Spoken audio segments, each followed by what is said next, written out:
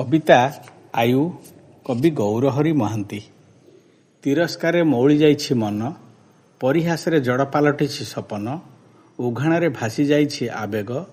ଦୁର୍ଘଟଣାରେ ହରେଇଛି ଭାଗ୍ୟ, ସମୟକୁ ବୁଝିନଥିବାରୁ ହଜିଛି ଫଗୁଣ, ଅଭିଶାପରୁ ଉଡ଼ିଯାଇଛି ବଡ଼ପଣ, ପ୍ରତାରଣାରେ ଲୁଚି ଯାଇଛି ଆଦର୍ଶ, ରାଗରେ ଜଳିଯାଇଛି ଜୀବନ, ସନ୍ଦେହରେ ଭାଙ୍ଗି ଯାଇଛି ସଂସାର, ବୁଦ୍ଧିଖିଆ ଯୋଜନାକୁ ଢାଙ୍କିଛି ଆଶା, ଛଳନାରେ ପୋତି ହୋଇ ପଡ଼ିଛି ସାହସ, ସକଳ ଉତ୍ତରକୁ ଭୁଲ ପ୍ରମାଣିତ କରିଛି ନୀରବତା, ହାତଛଡ଼ା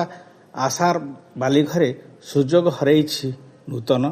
ଦରମଲା ତୁଠ ପଥରରେ ପଡ଼ି ରହିଛି ଧୈର୍ଯ୍ୟ, ସକାଳ ଆସିଲେ ଆବର୍ଜନା ସଫା କରି ଶୁଝିବାକୁ ଅପେକ୍ଷା କରିଛି ପାଉଣା, ଶ୍ରଦ୍ଧା ସ୍ନେହ ଦେଇ ଶାପମୁକ୍ତ ହେବାକୁ ବସିଛି ଅବଶିଷ୍ଟ ଆୟୁ।